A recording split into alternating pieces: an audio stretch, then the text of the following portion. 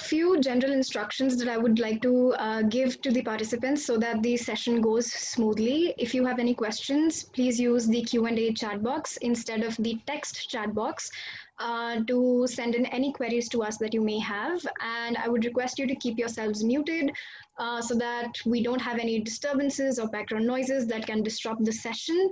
And yeah, that's about it. If you have any questions, you can, or any operational issues that you might face, then you can use the chat box and let us know about it, and we'll help you with whatever information or assistance you might need.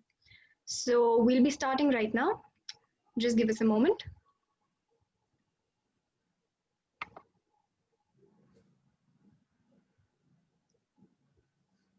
So I think we've got enough participants. We'll start right now. A very good afternoon to one and all present here. My name is Gunta Slote, and on behalf of healthOmind, I welcome this diverse and distinguished gathering present here today to our session on employee wellness and well-being. Over the course of the last 6 months, the world as we know it has changed. We're working from home, daily routines have been disrupted, and levels of uncertainty have risen, leading to an immense increase in stress and anxiety. A study by People Matters in 2019 found out that workplace wellness initiatives suffer majorly because of a lack of clear planning and budgeting. According to WHO, some factors that can contribute to a decline in wellness and well-being include inadequate health and safety policies, poor communication and management, and limiting the employees' participation in decision-making. According to McKinsey, in a COVID-struck world, leaders need to meet employees' safety and security needs. They need to build their resilience and protect against burnout to emerge stronger out of this crisis. We at healthOmind believe in directing efforts towards creating awareness about mental health and well-being, and aspire to build an ecosystem that will enable people to overcome their mental health challenges while also fighting the stigma around it.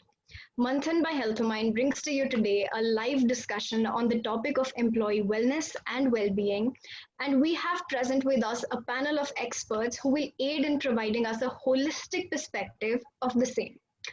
A very warm welcome and a huge thanks to all of our panelists present today. We've got Mr. Mithun Appaiyah, the CEO of Innovative Foods Limited. He is an FMCG and consumer brand expert with the food and beverage industry with a work experience spanning almost 2 decades. We've got Ms. Pinki Solanki, an alumnus of Tata Institute of Social Sciences, who holds a decade of experience with NGOs, government programs, and United Nations initiatives. She is a certified relational gestalt therapist and an expressive arts therapist. Our third panelist today is Mr. Anil Srivatsa, who is the CEO of Mediawalla and has an extensive record of success in P&L management, operations, and business development. Finally, we have Mr. Bharat Iyer, who is the former CEO of the Art of Living corporate programs and has an extensive following of his thoughts on his blog, which can be found at www.learningwithiyer.com. Today's session will be moderated by Ms. Anjana Parikh. I welcome you, ma'am. She is a freelance journalist and contributing writer who has worked with leading names such as Times of India, Deccan Herald, and the Sunday Guardian. She works on social, political, and human interest writings. I now welcome Ms. Anjana to take over the session and take us on an insightful and thought-provoking journey related to employee wellness and well-being. Over to you, ma'am. Thank you, Guntas, for this lovely welcome speech and introduction. Good afternoon to all. Once again, I would like to welcome all the panelists and our guests today. As you know, that today's topic for discussion is employees' well-being. A study by People Matters published in 2019 had stated that limited budgets have been one of the major challenges for companies to drive workplace wellness initiatives. Although there has been an increase in investments in health and wellness programs, however, the study revealed that there is still a scope to add more to corporate India. It has also proven that most of the line managers and bosses have minimum people skills and end up giving less priority to employee well-being. So there are proven records that due to the lack of interpersonal skills between the managers or people at the senior level, colleagues working under him or her have suffered mental stress or breakdown. So to discuss about employee well-being and how important it is for the growth of both the company and the staff, we will now begin a live discussion on the topic. As we go along, we'll also get to hear what companies initiated programs to deal with such issues. To begin with, the session's first question would be to Ms. Pinki Solanki. Pinki, the first question I'm throwing it to you is, bullying and psychological harassment are commonly reported causes of work-related stress by workers and present risk to the worker's health. So what is your take on this? I completely agree. It's quite well established that bullying has a very strong psychological impact on the people. To take it forward, I'd like to substantiate three important aspects of it. One would be basically deconstructing bullying a little bit. I think because bullying in workspace is very different from the word in general. And then moving on to what are the frameworks we can use when we form this connection between bullying behavior and the different mental health challenges people start showing up for. And the third would be what are the actual impacts being reported. So to begin with, workplace bullying in one sense is common to any other bullying, that we are dealing with a lot of fear. That is the primary emotion: fear, scare, intimidation. In a workplace, there are three important aspects to look at. So one is that why bullying goes hidden. So because it has a lot of power equation which legitimizes bullying in a workspace, unlike maybe when we are dealing with a school space, where a child can go to the class teacher and say, and the teacher will intervene. And we have different levels of intervention where the child's parents can go to principal if the teacher doesn't respond. But unlike that, in a workspace, this equation changes because there's a hierarchy. Most likely the bully is the boss and the subordinate is the victim. So there's a lot of fear to lose a job if you go and stand up against this bully. The second is when we talk about business, it's actually business. So when there's a choice between a person complaining about the behavior of a manager, often it's looked at who's more significant for my business. Is this manager or the vice president, probably? So again, it further legitimizes that the individual is smaller than the system. So let's go with supporting the system. So again, it goes hidden. So this power equation has a very significant role in bullying. The second part of what I notice in my clients who come for therapy, there's a very significant relational context to bullying. Bullying never happens in isolation. There are two people involved and it happens in a certain personality. Now, when I say personality, where is it coming from? Now, we often talk about who is the victim. We rarely talk about now who is this bully. We give very less attention to it. However, that's one of the significant factors because usually research says that the bullies are the ones who have also experienced a lot of fear when they are growing up. And that is why we are dealing with two people, one who actually has very limited experience of probably dealing with power, with love and kindness, and we have one person who is constantly given into that. So they together form a dynamic, right? So that is a very significant thing because it's hard to break. And then it is harder to prove that, for example, if I am the person who doesn't know how to deal with somebody who's attacking, versus probably Anjana, you, who has a way of standing up for it. So when I go to my HR manager saying I am being bullied, and a manager can come back and say, but none of the other reportees said that. So it's very unique about what the frustration between me and the person. And there are a lot of childhood traumas. Probably the bully gets triggered by seeing me. For example, a person who came to me reported that she's a very process-oriented person. She's given a program and she will just take her own time and come up with a very good, program planning. She got actually the best employee award in the organization. But the boss is a very, I would say, rational, very focused person, and he has some issue with somebody who's very process oriented. And the moment he sees her, he will say, "Tum sapno mein kyun khoi rehti ho? Can't you do your work properly? Can't you just stand properly? Can't you just not sometimes sing in the office?" You know, and it can go to personal spaces like, "Why were you crying in the meeting? You're not supposed to cry." So it goes all over. So that relational context is very, very, very strong. The third part of it, the reality of the workplaces, is we do not have a structural framework for any redressal. Unlike POSH or other labor laws, we don't have a place actually. It's not still sanctioned that I can go and I know what are my rights. That makes it harder. So we are dealing with bullying in the context of these three important pillars, which needs probably, addressed. Okay. So in this scenario, when you are being bullied, right, and your person, it does affect your personal life as well as your social interactions of the person. And if these are existing in certain companies, then what needs to be taken care of by the management? Is it management has to go to that person who is suffering at a personal level, or is there should there be some kind of a course, or what do you suggest since you are in the field? Okay, so I would say, Anjana, let's go back one step. Okay, because one of the challenges is it's not that people don't recognize. I don't believe that the workspaces don't recognize that bullying happens, psychological harassment happens, people suffer, people leave job, there's a lot of productivity loss.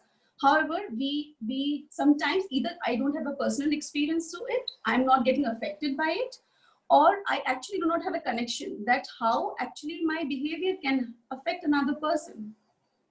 That is why it's very important that before we move on to what can we do with the management, what are we dealing with?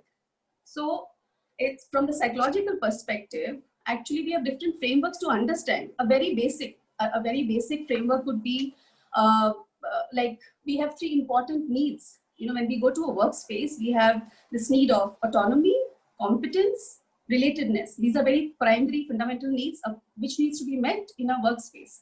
Now that gives the well-being. Now when that is not, that a bullying behavior actually completely damages these three needs. And what we actually experience for the person is the opposite of all the three. The autonomy becomes a lack of control. Competence becomes I'm not good enough. And relatedness becomes isolation. And this causes a lot of psychological distress. And depending upon who comes with what kind of ability to deal with stressors, the impact of mental health would be as high. What we constantly see in terms of reporting is this fear that constantly stays, this sense of lack of control, this sense of learned helplessness.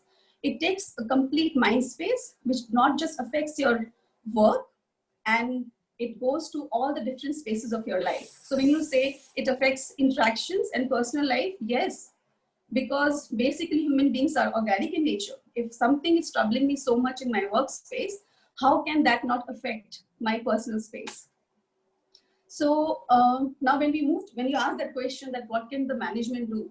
I feel interventions would be, first of all, easy in some sense, if the approach is clear. What are we trying to do? Actually, we talk about what can the management do. Okay, I would say the nucleus of the approach would be, how do we break the legitimization process of bullying and harassment? Because I think that's the core of it. Once the organization says we have to break this legitimization, I think we have very bright people working in the system who can come back with a lot of creative solutions. The second is, it's a systemic issue. We took more than 2 decades to put a Sexual Harassment Act in place. After that, we know where we can go. So we can't say that, we can't single out a person and say it's your problem. We have to actually go back and say it's a systemic problem where there's a bully, there is a victim, and there's an environment that enables all that. Okay, so that could be the approach. The interventions would be, I think many organizations do try, and I think that could be built up, would be 3-4-legged. One is, I think policy can be put in place. We still are quite behind on that. I would say policy goes to how our leaders, actually the senior management, is living the example of the policy we are stating in the papers. So for example, if I say that I want to, if I again come back to the nucleus, that is breaking the legitimization. The example could be, can I actually put in my KRAs, my key result areas, that how many times this senior manager is actually circulating messages on, guys, I'm here, you can reach out to me if something happens. Or he sends out a small message saying, I stand against, any kind of harassment in my workspace, any bullying, you can come and talk to me. You actually take, so I'm just saying you can integrate there. The third part would be, I feel communication units in most of the organizations, organizations are very, very sound. I think they can play a significant role in actually enabling how to break this silence. Again, similar to leaders, can we actually integrate there that we need to build an environment that says, it's not okay to be silent. It's okay. You have a community you can come back to, right? The last part, as I said, it's a systemic issue. So when we are looking at these interventions, we have to say that we can't just stick to only management, because that will go on. It's a long-term plan that you work with that approach. What we immediately need to do, what I think many organizations are doing, how are we supporting the victim? I would say that would be my primary concern. So many organizations are having either internal counselors or they're outsourcing that service. I think that needs to be, but many organizations don't support that. A lot of my clients say they can't pay the fees. So that's something that's really is urgent. Second is, I would say, very neglected. What is about the bullies, right? So as I mentioned, it's a lot of power equation, the poor experiences of power as this bully was growing up. He didn't or she didn't know how to deal with the authority figure or a subordinate when they get into a power conflict. So they need a lot of, comfort, safety, right? So I think it's seen, but at the same time, these would be very senior people who need a lot of confidentiality. So, and these are not the people who are going to come for therapy, because these are in a way disconnected with that. So for them, actually we need a lot of group support, like sort of group therapy trainings, which is quite confidential, could be small groups. And then we already spoke about probably the larger environment in terms of policy. So I think we need to look at from that perspective. Okay, thank you, Pinki. Now, speaking, like you spoke about the corporates and the management, how they should have some kind of a policy, or there should be a council there. So I would like to bring in Mr. Bharat Iyer, the former CEO of the Art of Living corporate programs. So like you have been working with the Art of Living Foundation for a very long time. So how is your organization partnering with corporates in promoting employees' well-being? Firstly, let's understand the word that we use so often today is stress. Let's understand and let's simplify what exactly is stress, right? So to simply understand stress is too much work, too little time, and too little energy, right? So that's when stress happens. Today, the workload is only increasing year to year, right? The workload is becoming more and more unpredictable, right? So, your traditional time management techniques to delegate workload and manage workload have their limitations. Secondly, about time, you can't really do anything about time. You can work from 8 hours, maybe you can stretch to 12 hours, you can stretch to 16 hours.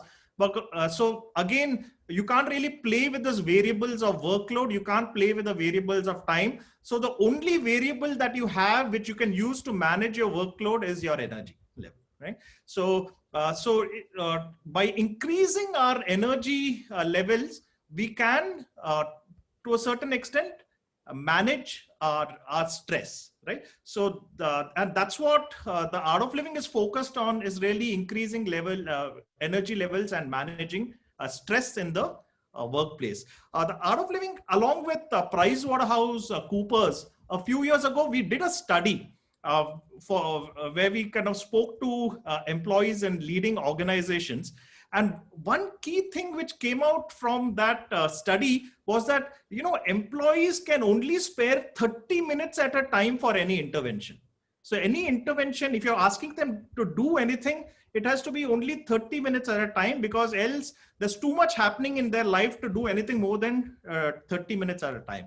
And keeping this in mind, the Art of Living, we have developed a technique called the sky breath meditation, right? That meditation that practice can just be done for 30 minutes at a time, and you feel energized and your stress gets deleted from your life. And very recently, just about 2 weeks ago, there was an article published in the Harvard Business Review, which shared a Yale study on stress management, where the sky breath meditation was compared to 2 other different types of stress relieving methodologies. And it was found that the sky meditation, which is 30 minutes a day, was far more effective in both short-term stress reduction and long-term stress reduction. So even as we have gone online, we have taken our techniques online. So today we don't have any offline programs happening. So we have reached out to a lot of people online to take this sky meditation and breath technique. And one just needs about 2 hours a day for 4 days to learn this technique. And we talked about bosses being bullies, right? And a lot of leadership issues. When leaders are stressed, not only they suffer, not only their health suffers, but their entire thought process also gets impacted. So when leaders are stressed, 4 things happen. First is they look at the whole world through their stressed lenses. They look at, so we said that, we expect leaders to put in proper policy frameworks in place. We expect that from them. But when they are stressed, they resort to black and white thinking. They resort to zebra thinking. They really oversimplify problems, and hence even their solutions are oversimplified. So when leaders are stressed, they cannot even understand what's happening in this well-being space. They're not able to put in the right policies to promote employee well-being in the workplace. The second thing that happens when a leader, a people manager, or decision makers are stressed is that tendency to listen comes down, right? And tendency to listen, and listening is so important to create a solution. But when you're stressed, what does a leader do? They just tend to lock themselves in their own head and don't tend to listen to others. And this is again not a good situation if you want to do to create a new intervention in the workplace to help the entire wellness initiatives in the workplace. If your leader is stressed, he's not really going in a place to formulate the policies. The third thing is, today creative approaches are required for proper interventions in the workplace. But if a leader himself is stressed, then creativity suffers. So what the leader tends to do is you have an old template and an old solution. These old templates and old solutions, you cannot put it to solve new problems, which doesn't work. And the fourth thing is, when a leader is stressed, they tend to get into a firefighting situation. They see everything as a crisis.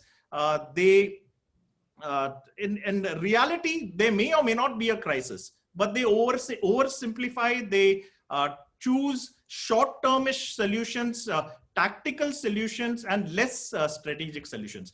To really make a difference in the workplace, first, the leaders need to be stress-free. Then there is hope for systemic changes in the workplace. And in the Art of Living, we work along, we have so far taught this sky breath meditation technique to over 300,000 people over the last 15 years, including from all leading organizations. We have done courses for Google, we have done courses for Microsoft. In the US, we have done courses for NASA, we do regular courses for the World Bank, we have done courses with Shell, we do courses for the leading public sector organizations. So our corporate program over the last 15 years, our key product is really around stress management, around the sky breath and meditation technique. And that's what is our contribution in this space. I'm sure it must be helping quite a lot of companies there. And now coming to another question, like there are places where, staff suffering from work stress or burnout, and they have nobody to speak to at the, at the office level. And for the simple reason that they are either scared, like Pinki, she pointed out, to approach the boss, or there's a lack of proper HR system. Like for example, in some companies which are especially run by families, in such a situation, the person finds it in a very tight condition, or let's say tight position, where he or she cannot trust anybody. Although, like for instance, if I'm going through a stress, I don't trust anybody around me. In that case, like even if there is one person who may be a genuine one, but I will feel scared, if I go and tell him, then his immediate, he may be a relative of the boss. So in that situation, what is the best way to speak out or to vent out your grievances, so that at least you will get some advice, or you will, like for instance, you can be a little bit lighter? First, you have to as an employee, of course, you look to your boss, to your supervisors, to your senior professionals for support. But if you just look a little bit from the boss's perspective, right? In fact, the middle managers are facing even higher crisis in today's world, right? So the middle managers, they are supposed to kind of upgrade their skills. They are typically technologically, they're a little outdated. So they need to invest in upgrading their skills technologically, right? And also now they are supposed to take care of so many people's minds and emotions. So middle managers first are themselves in a very strong, difficult position. So we have to sympathize with middle managers first. And one thing, we got to get back to the basics, right? First, like when you're working in any organization, instead of seeing people as your boss or your supervisor or as a colleague, we need to start seeing people as human beings.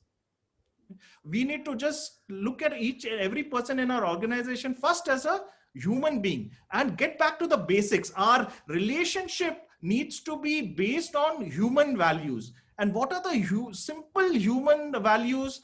Being friendly, being compassionate, sharing, caring, right? Being happy, right? Of course, a company expects results, but how you achieve those results in a happy, collaborative manner, that is largely up to the team. So if you are even as a team member, you can contribute to making your culture a happy culture. And secondly, we have to realize as employees also that the world has changed. You are in your career, you're going to be working in multiple organizations. That's a fact. So you may work from different, change companies from one company to another company, but your friendships can last. Your friendships can outlive your life in any organization. So, and if your relationships with people are based on human values, then your friendships will be very, very long lasting. Also, people, they need to look beyond their organization, right? They need to have a sense of identity, which is beyond that of just being an employee. And this is where organizations like the Art of Living come into, volunteer-driven organizations like the Art of Living come into play, right? Where we have we have like, so all of Art of Living, even myself, today I'm a volunteer with the Art of Living, right? We just, and I interact with so many, we have like millions of volunteers all around the world. So my identity, even I was in IBM for over a decade. And while I was in IBM, I was still a very active Art of Living volunteer, doing so many social service projects, whether it is feeding the poor or doing some stress relief camps for to people who didn't have the resources to invest in it themselves. That gives you a larger perspective. You know, the fastest way to get depressed is to ask yourself, what about me? What about me? What about me? If you, for 15 minutes, you keep asking, what about me? What about me? What about me? You will get depressed. And if you are a volunteer, if you start contributing to society, you develop a little attitude of giving, then you don't really fall into this trap of depression. And societies where there is a lot of service activity, those societies, there's lesser depression. Europe, currently there are about 40% of the population is depressed, right? Whereas in India, we are a society where there's a lot of service activity happening. Depression is still very, very low. Okay. Hope that. Yeah. Like we have a couple of questions coming from our guests, so we'll come back to you. Sure. And now, you know, stress is another major concern for employees and managers, and mental conditions, health conditions continue to be a leading cause of illness, which lead to less productivity. So what is the best way to address such issues? Would you like to take this question, Mr. Appaiyah? Hello? Yeah, see, Bharat and Pinki. Yeah. Am I audible? Yes. Yeah, okay. So, do you want me to repeat the question? Bharat and Pinki did hear. No, I got the question. Okay. I think Bharat and Pinki gave quite insightful thoughts. I would just put some data on the table first, on some global numbers, which I was reading upon, that 264 million people suffer from depression related to work stress, and many more suffering, symptoms of anxiety. There was this one study also conducted in 35 countries, which was also, India was also one of the countries there, that 2/3 of the employees suffered from depression due to work pressure. And they face discrimination at work, and even discrimination when they applied for new jobs, which is itself quite scary, And one more thing which also I read up was that.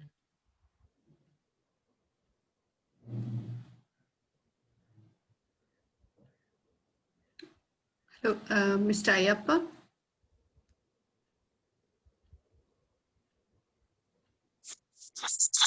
We have lost it.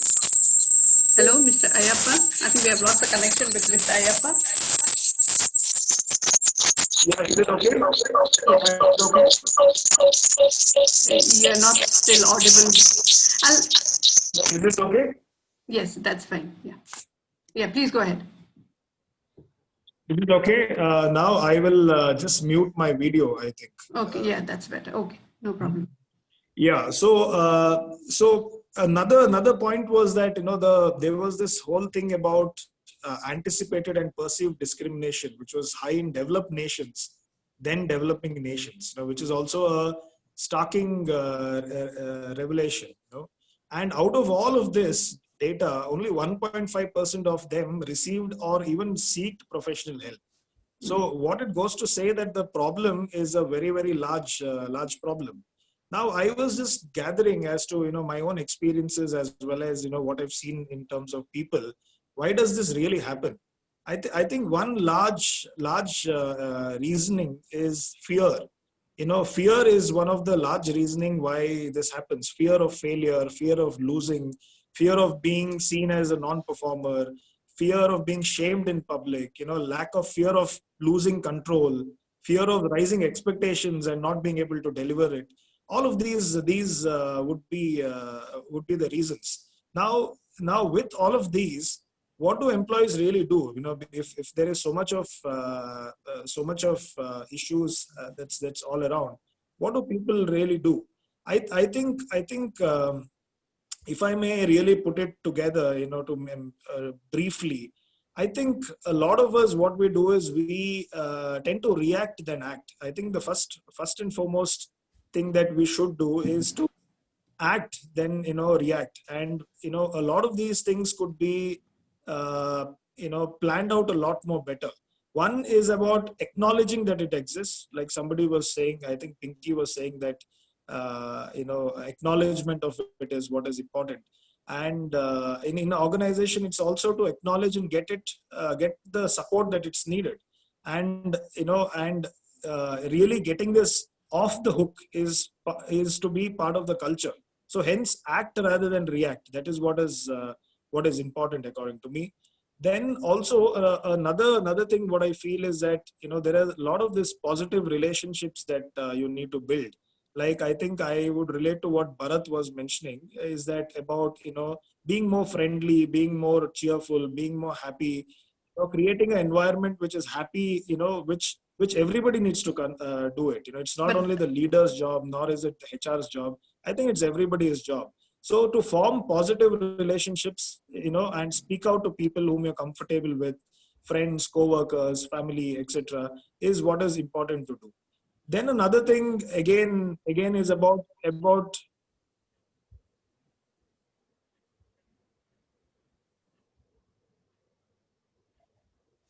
think we have lost the connection with Mr. Appaiyah.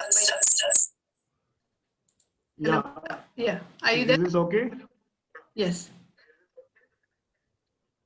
Yes.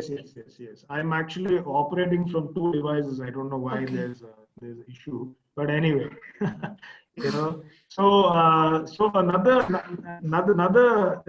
point is that how do we really keep our body and mind fit?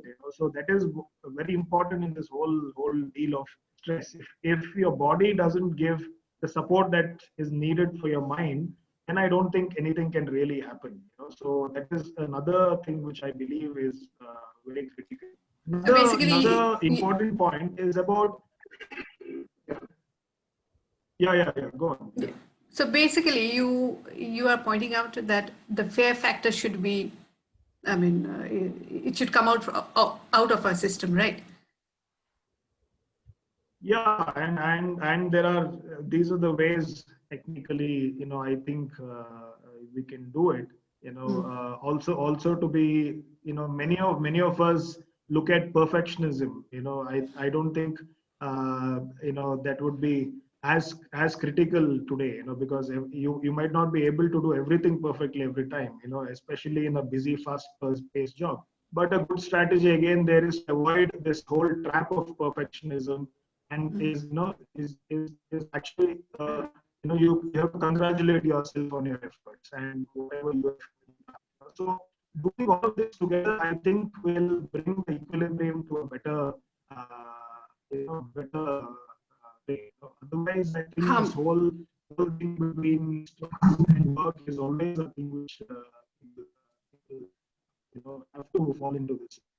Okay, and like Mr. Appaiyah, you are the CEO of a big company, and like you too must be having a lot of stress. In fact, more than the rest of the staff in your office, and at the same time you need to multitask. So how do you manage all these? Do you have some kind of a mantra, or do you follow some kind of some kind of guidelines? I mean, can you just shed some light on as to how you manage your stress, because you are also not a stress. Correct. I think I refer to what Bharat mentioned, is that if the leader is stressed, then what will happen to the organization?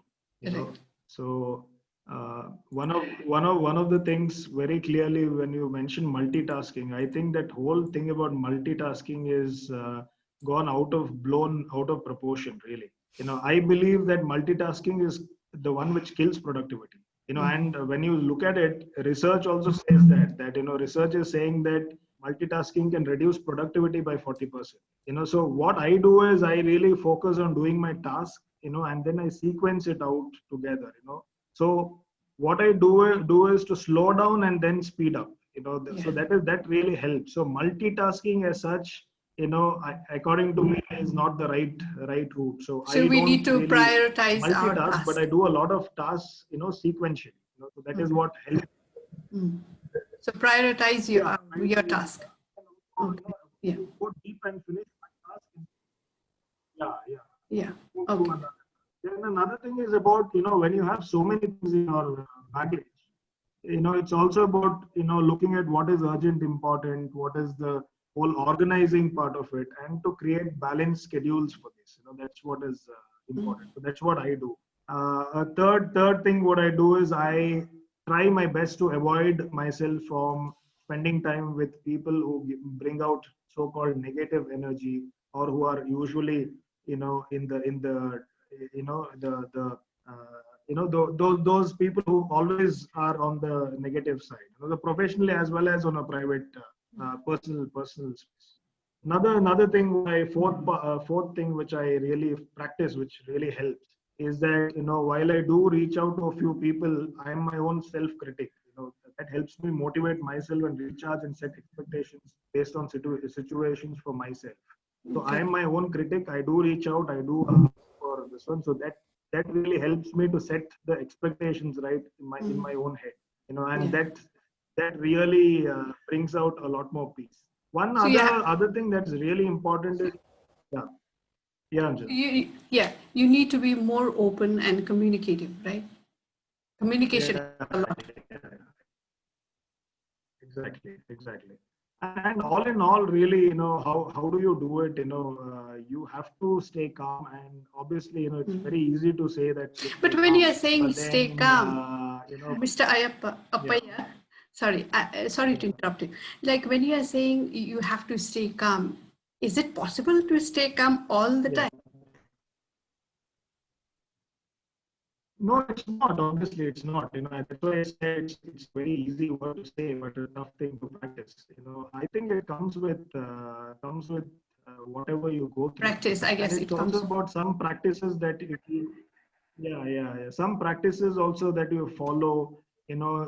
Many of us react to situations immediately. You don't really need to react. I was reading up the other day on some how to how a lot of top leaders, world leaders actually react. They actually take 6-7 seconds before answering a question. What do we all do? We immediately react and answer a question. So I think staying calm is also a process which you have to really develop, and you have to let yourself cool down, and take informed, structured decisions.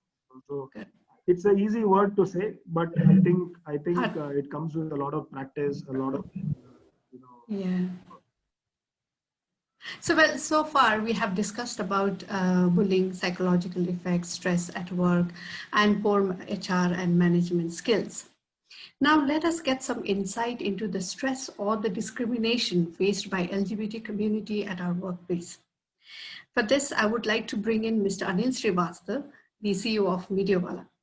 So Mr. Srivatsa, when it comes to the LGBT community, you have worked with the community at a very, in very close quarters. So several cases of discrimination have surfaced and resurfaced both outside as well as at work. So are they more vulnerable to mental health problems than the general population?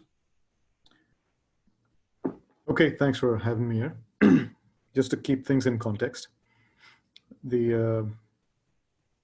what you say I've worked closely with them means that I had created a radio station for them, for that community, right? Doesn't mean they're different from us. It's just that they have different lifestyles and different challenges in life. Now, in my workplace, have I seen, they don't walk around with a board. So I really don't really look at that. So I don't know until somebody tells me. And when they tell me, I think of it as another normal thing for somebody else. But nobody tells me I'm a woman, or nobody tells me I'm a man. So nobody comes and tells me I'm gay. It's irrelevant. But the discrimination, if you look at, probably comes from peers. But let's go back to school, talk about bullying. Children in school are the most brutal, worse than the workplace. They create more stress with kids their own age than adults do with adults. A rite of passage, I've seen my kids grow through school and the kind of stress and trauma they're going through because of other kids. And I think therein lies the problem. We are not addressing where it should be addressed. They're already coming with baggage out of that space. They're already coming out with complexes out of that space. They're already coming out with being different or being told that they're different from that space, not at the workplace. Now we're only doing firefighting. You really want to address the problem? All of this knowledge and learnings that we have applied in schools. I think Japan is a great example of that. For the first 5 grades of their school, they don't get taught subjects. They get taught humanity. Right? So you'll see a lot more people in Japan. I mean, they have different stresses. That's really work-related stress of performance in Japan, but it's never about human interactions. It's never about putting somebody else down. It's only about raising them, elevating them. So there are examples in the world where it's being done, but if we can go around running around the circle or running around the mulberry bush, then we'll all be in business for a long time. I think focus needs to be there. As far as your question is concerned, do they face more than anyone else? I don't think so. People are people. People come with their own personalities, and each personality evokes a different reaction with different people. I could be kind to somebody else, but I could really be not so kind to someone else. So am I a kind person or am I not a kind person? So we react on an interpersonal level. There are things that get you. There are some mannerisms that are your pet peeve. Now, if you want to come into the workplace, do you bring that in with you? Of course you'll bring that in with you. Like someone said, we're human first. But we're trying to make everybody a robot. Everybody has to behave a certain way, smile a certain way, speak a certain way. It's not going to happen as an adult. It can happen as a child, so you can raise robots. Japan as a community is, in that sense, a humanity-driven robotic community because it's happening at that age. So no, I don't think they face more discrimination than anyone else from the organization. They may face it from their peers, which is akin to what happens in school. It's their peers that do it. Now, I heard Pinaki say that... Pinki, sorry. Yeah. Pinki say that, you know, there is somebody to complain in school. There's a hierarchy. Of course, there's a hierarchy at work too. Why is that so different? Why is the boss not there to manage what's going on? That is the hierarchy. So now, if the boss sets the culture, it will set. If the boss is too busy focusing on his or her own issues and leaves it to people that they have designated to handle this, then they have to train those people first. It's easier said than done, because at the end of the day, we are first human. And we come with our own biases. And that cannot vanish with some program overnight. Anything is a habitual exposure to things. So a class here and a class there will give you perspective, but after that, you're going to think for yourself. You can't enforce it.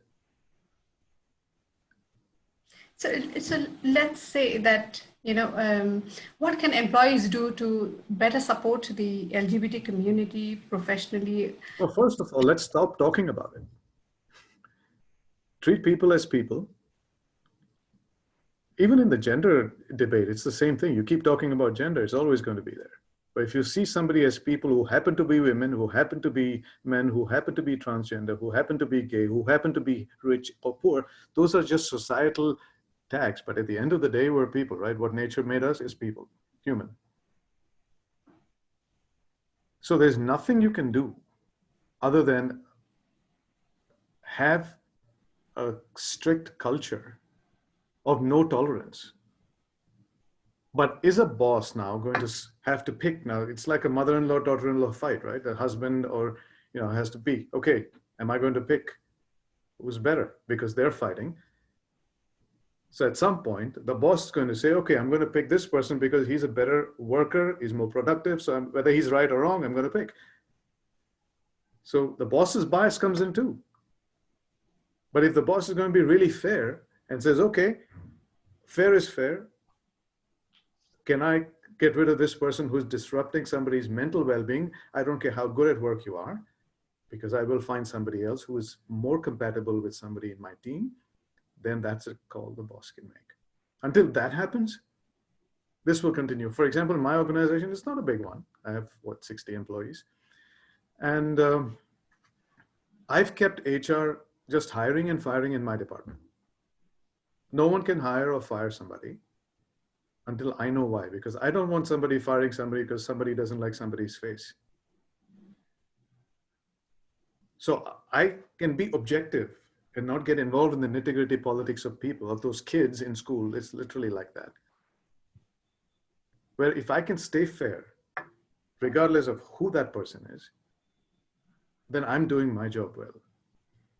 But I've seen a lot of people harass and the other person is forced to leave, and the boss is, yeah, okay, that's one more casualty. It's just collateral damage. It's seen as, okay, it's part of the game, par for the course. We have all kinds of terminologies for that. But if you really want to be fair, then be fair. Otherwise, don't pretend you're being fair. And from this personal standpoint of an employee, well, first of all, I think we're raising a whole generation of entitled employees. We're doing so much for them that they're beginning to understand that that's their right. No, it's a transaction. An employer-employee, first of all, is a transaction. You're here to do a work, I'm going to pay you. That's your first starting point. Each one has a responsibility to the other.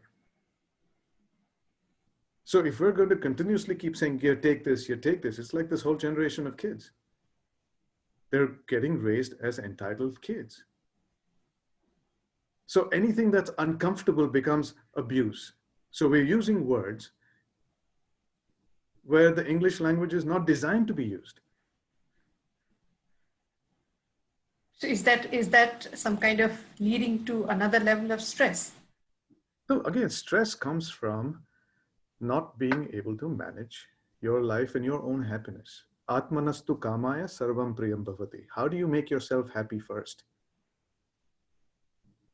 And as Bharat says, nothing can revive a dying soul more than the purpose in life. And work cannot be your purpose in life. That's just one part of it.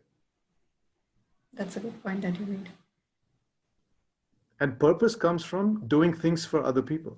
That comes from empathy, and that's a practiced or experienced knowledge. You can't tell somebody that. Yeah.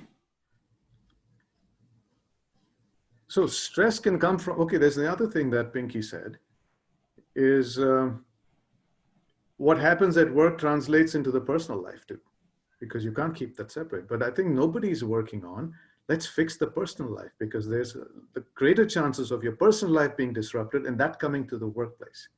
But it can be vice versa also. It is vice versa.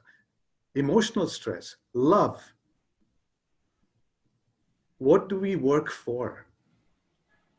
We work so that we can earn a living, so we can buy the things we want, we can be with the people we love. It's not the other way around. It's becoming the other way around because workplace is becoming the largest space you spend. But when you go home, you have communication gaps with the people you love that you can't leave. I can leave a job, but can I leave my relationships with my children, with my parents, with my siblings, with my wife or husband? It's less easy to leave that situation than to leave a workplace. So if there is stress here and nobody's addressing that, relationship stress, sexual stress, purposeful stress, managing the relationship at work between colleagues is still relationship. But the real relationships that matter to you are completely gone, ignored. So how about fixing that? And maybe they will bring that happiness to your workplace. But dealing with a quick, I see a question with one person here, and not to be disrespectful, but is there a Band-Aid solution for mental health? I mean, that question in itself is wrong. That mental stress didn't come as a Band-Aid. It came over a period of time. So how can the solution be a Band-Aid? That will also happen over a period of time, trying to undo what made that happen. So these are long processes. So we'll take these questions later on, Mr. Srivatsa. So you are running a media company where a lot of creativity is required. So how important is it for you to appreciate the creative side of your employees vis-a-vis the demands of your clients? Because I mean, at times you must be in a fix whether to take this or that. So how do you manage this? Because that again is your stress, right? But creativity in all creative aspects is quite clear amongst the creators. They know they have to create to pay the bills, and they know how to create to pay the soul. So there's no ambiguity over there. If it's bringing in the revenue and what the client wants, that's what we're here. We're a service organization, right? Our job is what? Is to serve the client who's bringing, that's why we're in business. If we're just going to be creative, we could be sitting in a mountain painting whatever we want to paint. But if your creativity, if it conflicts, if it has a conflict with your client's demand, so in that situation, how do you handle it? There's no conflict. If it's business, my client's demand is not in conflict. We are here to meet that need. So the employee needs to understand that they're not here to meet the need of their creative outlet. They've joined a company knowing exactly what the company does and why we're doing it. So there may be creative disagreements, but there's never conflict. The client wins because that's what they're paying us for. If we deliver what they want, then we have achieved the very purpose of our existence as an organization and everybody that belongs in there.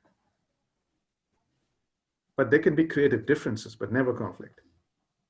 Okay. So have you ever tried putting down your feet and said to your clients or said that I don't want to compromise on this demand of yours because this is what my company is? Or have you been a little bit flexible? Well, yeah, I'll give you an example. Now we're an internet radio company. If somebody says, please get us music and we don't have internet, well, I'm saying, sorry, we're the wrong company, right? Other than that, there's no other reason to put my foot down on anything other than the fact that there is disrespect for my staff. Yeah, we have, again, my client is a negotiation, is a relationship which has to have mutual respect at some point. That's the only reason you put your foot down is when that line is crossed. But until that, it's again a transaction between two people wanting to be there for a purpose. And that purpose, as long as it's met, and there is always going to be disagreement. Like somebody told me the other day, if two people are saying the same thing in a room, then one person is redundant. Right? Why have that person there if they're going to say the same thing over and over again? What are you bringing to the table? So all said and done, if all of this is done with mutual respect for everybody's role or talent they bring in, if they're not talented enough, then you hire wrong. There's always a reason. There's always a way to get out of that relationship. Like I said, it's easy to leave a relationship in a workplace. It's difficult to leave it in your personal space.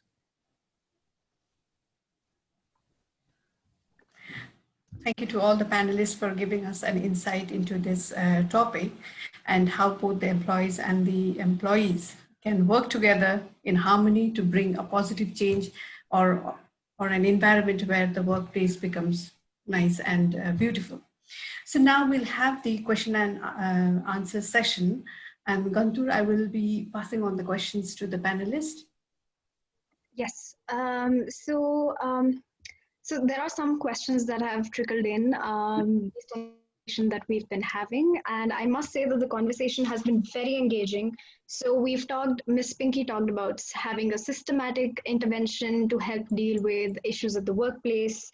And we've also spoken about, how giving back to the community. I think Mr. Bharat Iyer was speaking about how giving back to the community help, boosting happiness and making us more resilient. Having a sequential and prioritized way of working, that also helps us. And Anil, how you helped us, how you shed insight on how we should be looking at people, classifying them according to certain lifestyles and their preferences. Now, some of the questions that have come in, Mr. Anil, I'll start with you. In your opinion, so this is a question by Miss Darshana, and she's asking, in your opinion, has the stigma around mental illness remained the same or decreased over the last 5 years or so?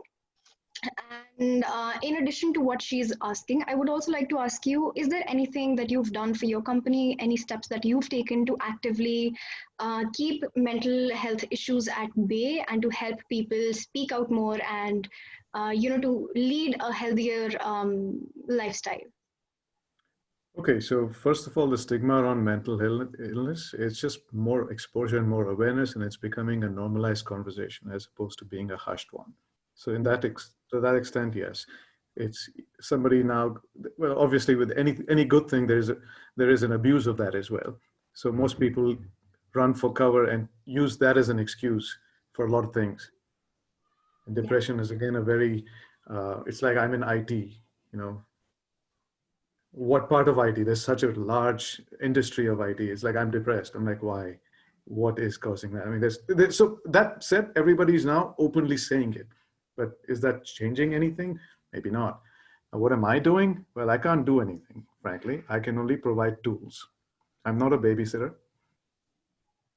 I don't do it for my kids. I don't do it for my employees. I give them the tools to be strong. I give them the tools to perhaps learn and get experience in life. Knowledge is available with a click of a button. Experience is not. Can I give them experiences? How can I give them experiences? By giving them time. No one is allowed to stay beyond 6:30 in my organization. If they choose to, they do it at home, not at workplace. Because you go home, go spend time with somebody, take your vacation if you haven't taken a vacation. Because if you cannot have done your work in that time, then I'm not impressed. So don't stay late to impress me. That's actually going to go counterproductive. So yeah, I think we need to be clear as bosses on what we expect them to do, even if they want to do it. To that extent, maybe it's parental guidance. Mm-hmm. But there are bosses who like people staying late. It's not the fault of the employee, because that employee is doing what it takes to please the boss so that his or her workspace or livelihood, mostly, that's really the real problem, is not threatened by other people who are peers, who tend to make, again, back to school behavior. So if the boss is the real teacher or a good parent that doesn't discriminate between siblings, and thinks that's what's fair, I think bosses need to provide the tools. What the employee does has to happen from their own initiative. Because again, like I said, I'm not trying to create an entitled workspace. I need colleagues. I need people I can work with, not supervise all the time. Absolutely. I think, so if I'm getting you correctly, you're talking about making a culture such that, it empowers people to help their own selves. I mean, you're using words that really get me, because empowering is not in our, why should we empower anybody? They're born empowered as much as the next person is. How they choose to use that power is a choice they make. Right? So who am I? I'm not God. I will empower women. Why should women be empowered? They are born empowered. So now, for example, I have a company that I've just launched called Sochcast, right? Sochcast.com. It's a Sochcasting platform. I don't have an office. Everyone's working from home. Not because of COVID. That's how it's going to be for the rest of the company. Which means it gives them time. I don't care when the work is done. If you need to go to the dentist, go to the dentist, but come back and get the job done. When you do it, now it's giving them more responsibility and accountability. So if you treat them with trust, because this is a huge trust, unfortunately or fortunately, the pandemic has forced people to trust. And that's a good thing. Students are doing courses online. They feel they're busier now than they were in school, because they're being overcompensated for with work, because they think they're at home and they should not be idle. But if you keep things normal and you understand that the workplace is no different from the home workplace, not everybody has the good fortune of living in a home that has space for you to work. They live in congested areas, sometimes small places, large families. That could be challenging. So there is a new set of concern that's going to come up in the workplace with work from home, is these things. And if somebody is saying that, hey, how come you didn't log in? Maybe that person's in-laws were around. While they go for a walk, maybe that's when she can work or he can work. So you've got to change timings based on who's working from where. And that's what empathy comes from. Understand your employees' surroundings. Work from home doesn't, I'm working from home today.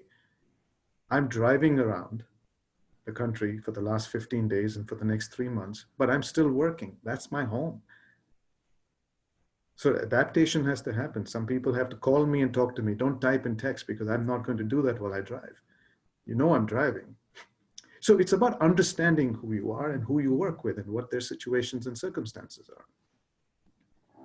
Definitely. And talking about empathy, I think it's one of the core values.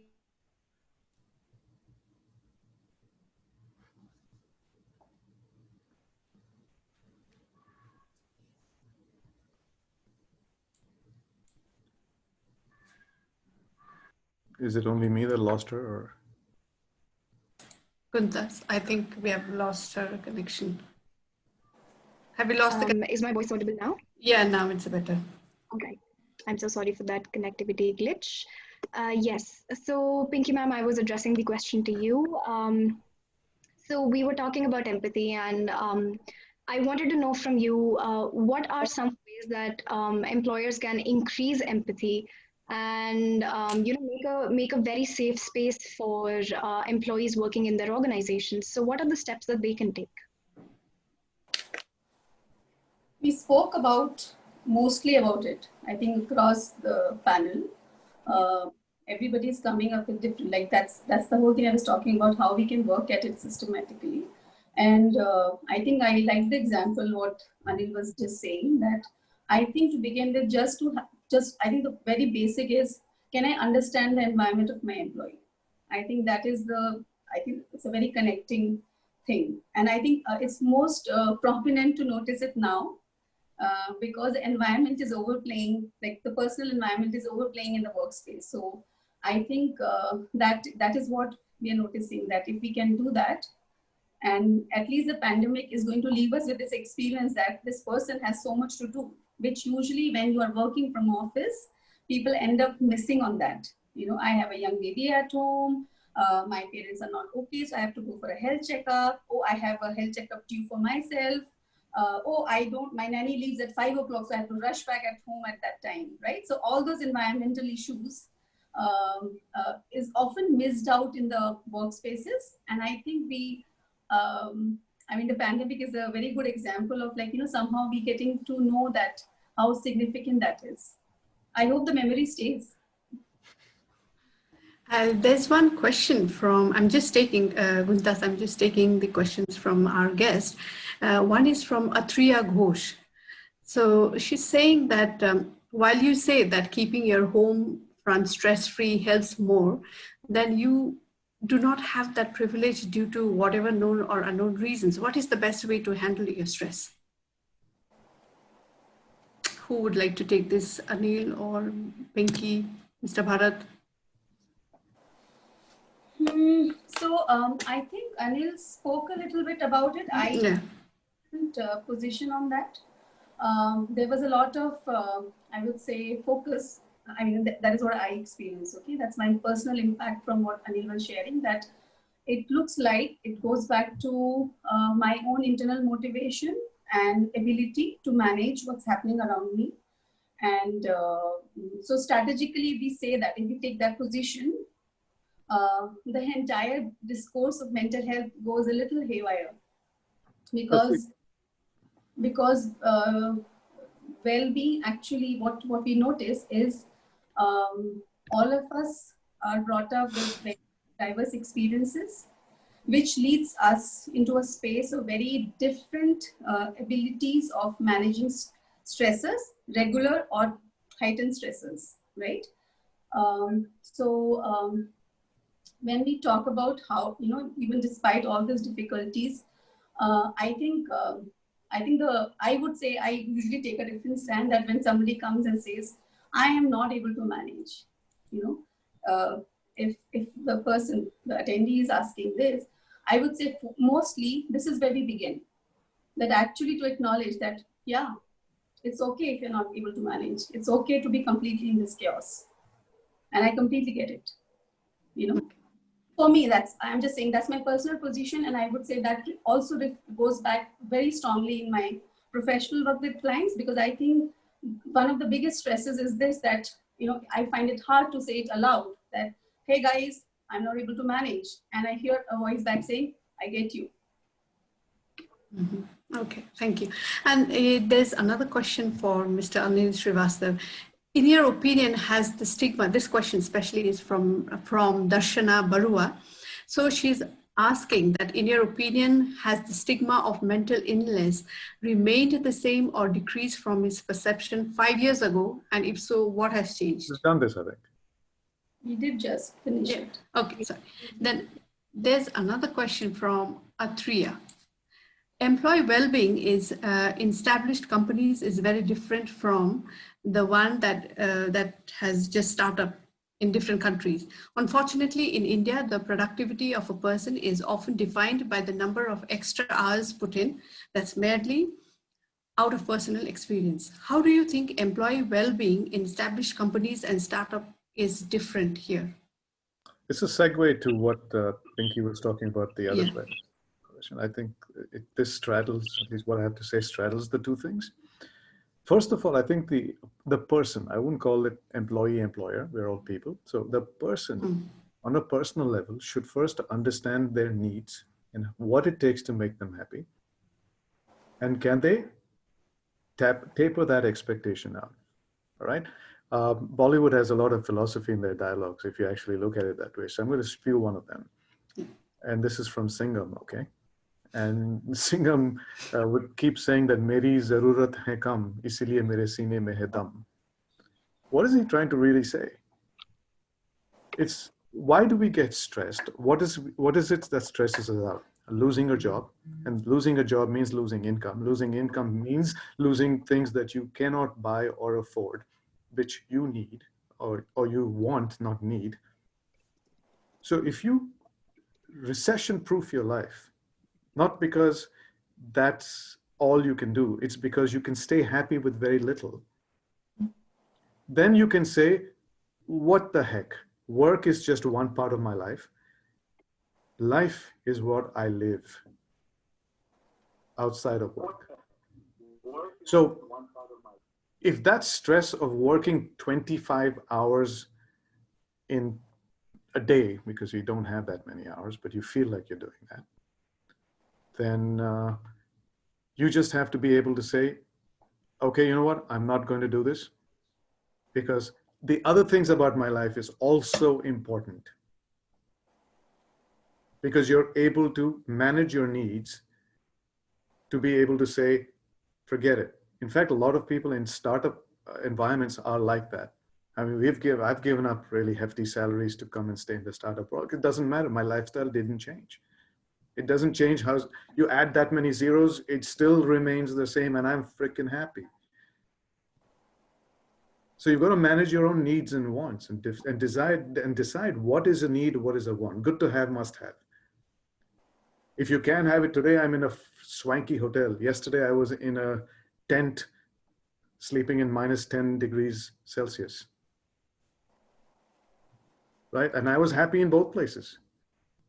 So it's my environment that doesn't make me happy. It's the fact that I can take anything that makes me happy. So if I want to give up something, I should be able to do it easily without stressing. Stress comes from there. So if you don't want to work that many hours, don't work it. Finish your job in the hours given to you. That's at least the basic transaction you've had with your employer.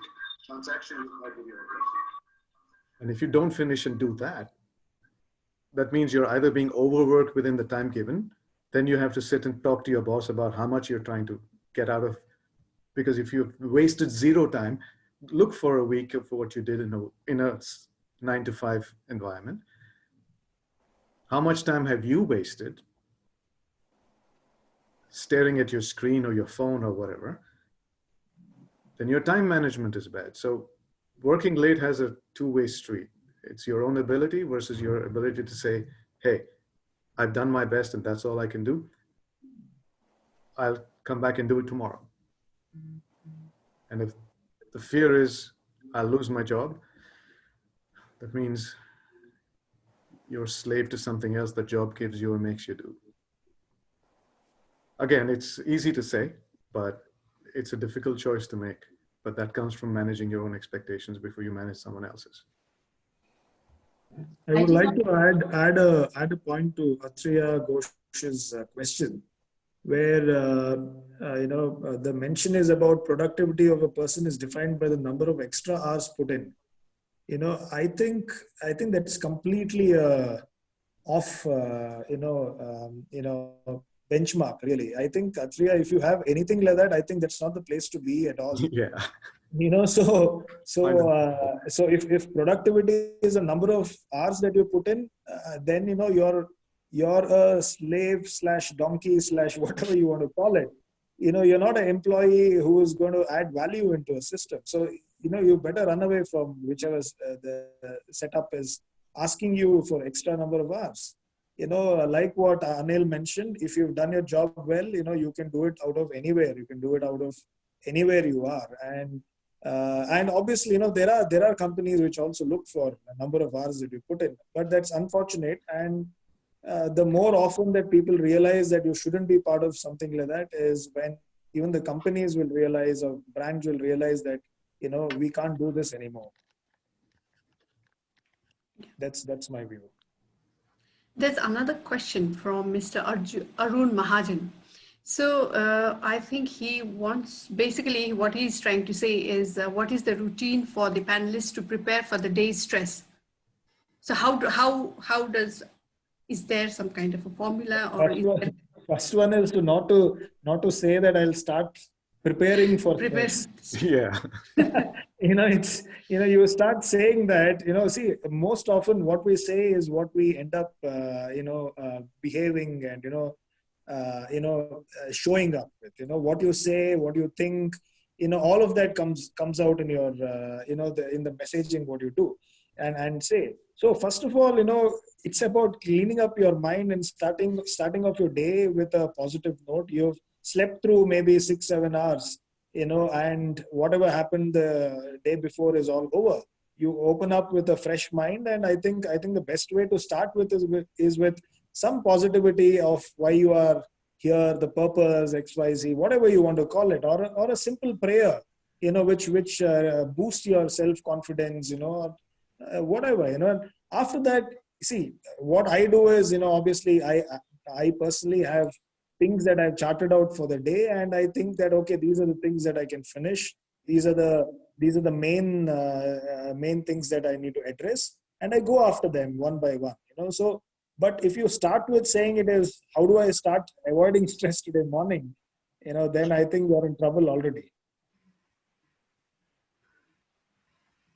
I definitely want to add on something, Anjana, here. Yeah, sure. Please go ahead.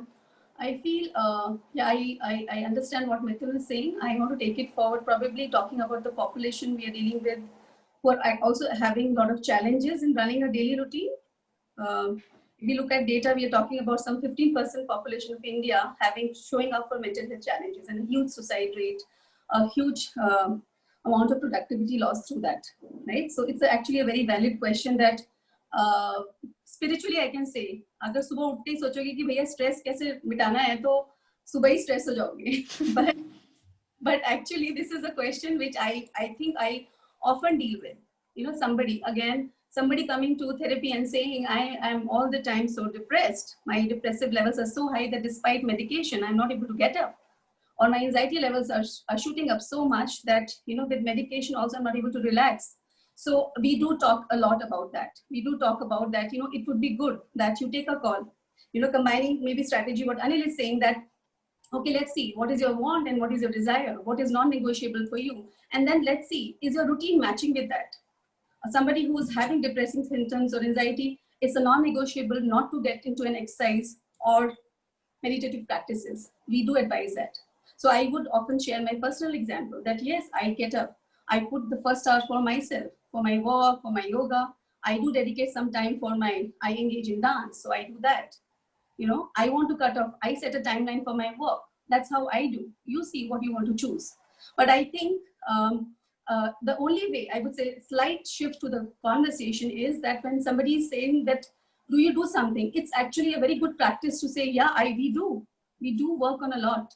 Like what Bharat said, that, with this whole art of living practice, I have been a practitioner for some time, not now, for 3 years earlier. And I feel that itself starts the day differently, right? It does that. So it also reinstills this message that, okay, it's okay. I'm so proud of you that you're ready to put that hour for yourself and you want to think and you want to ask other people. So I feel that also is an approach we need to talk about.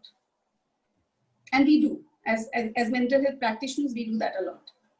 Because it's a genuine difficulty. It's a genuine difficulty for many people. Here's, I mentioned about this, we did the study with PwC, right? So people really have, in that study came that they can only dedicate 30 minutes at a time. So we kind of, it takes us 8 hours to learn this technique, but once you learn it, you just need 35 minutes to practice it on a daily basis. So from CEOs to students, right? This kind of has been proven. And I mentioned about this Yale study. This Yale study was done among students groups, and there also it was proven to be extremely effective. So the Sky technique, just 30 minutes, really works. I've been practicing it since 2004. I found it very useful. Okay. Thank you, Mr. Iyer. Guntas, do you have any questions from your end?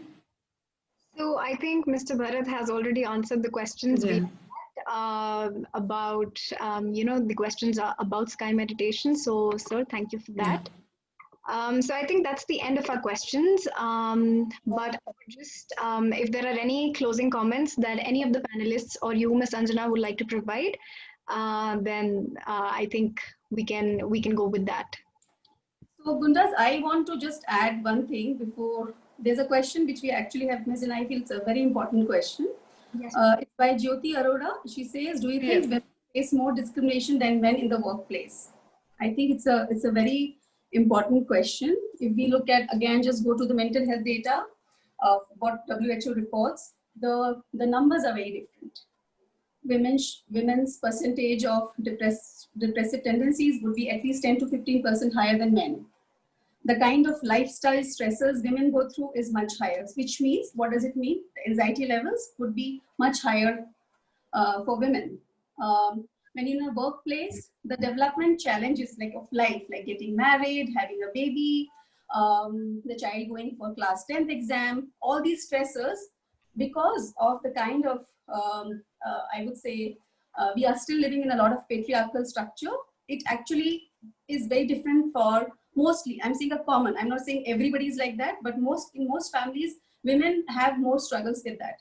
So when I say discrimination, it actually comes in the workspace as, in a lot of ways, when they're dealing with those stressors and with those, so they will be showing up with higher stresses, higher challenges. So when the system is not prepared to respond to that diversity of challenges, it could lead to a sense of discrimination. It could. Because neglect and discrimination could be on a spectrum.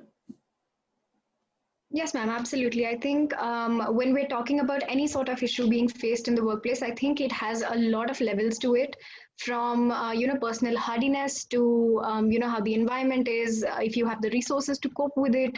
So both at the prevention and at the cure levels, I think that those are also factors that come into play. So absolutely, what you're saying is very right, that it can be perceived as discriminatory. And thank you for answering that question and for opening a dialogue about that. So, so I think that answers all of the questions that there is. There's one more question about, and this is for you, Ms. Pinki. So this is by Darshana again, and she has asked, what's your idea of mental health first aid to employees? So I think the answer this. Yeah. I don't have to answer. We've talked at length about this. Yeah. Yes. So There's I no think probably. so, We can just, maybe the simplest thing we can, I mean, I like the approach what Anil said. It's been built up in a system, in a long duration. So how can we give a first aid for that? But at the same time, किसी का cut हुआ है वो आएगा तो बोलेगा मुझे first aid चाहिए. So I think the easiest first aid would be that anybody, again, what I said, if somebody comes and says, I'm not feeling okay, I think the first aid says, okay, tell me more about it. I want to hear it. That's the first aid. Let them talk. Yeah. And I think just to wind up the whole discussion, and it has been a very insightful and very interesting. I'm sure our guest must have got a lot of information and also a kind of guidelines if they are having such problems. Having said that, I would like to thank all the panelists here and to Guntas for supporting me and the support team like Konark and Mr. Ravi. And so with this, we come to the end of this session. We would like to thank once again to all our guests.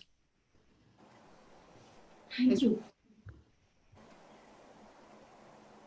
So yes, ma'am, like you mentioned, so once again, just thanking everyone, all the panelists, and you, Ms. Anjana, as well, for taking the conversation forward to helping facilitate. Thank you so much, Guntas. I think we are losing your connection. Okay, I think it should be all right now. Yeah, that's fine.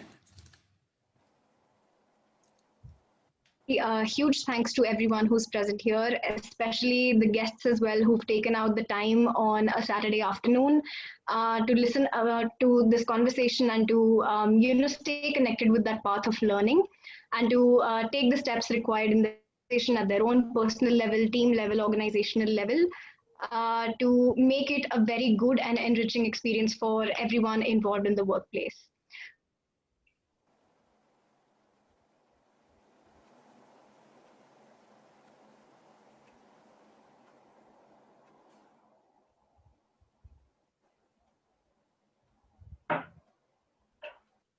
So I think we lost Guntas. Shall we leave, Anjana? Yes. Thank you so much. Thank you. Thank you, Anil. Thank you, Mr. Bharat, Iyer. It's good to meet all of you. Thank you. Thank you. All of you. Yeah, same here. Nice inputs.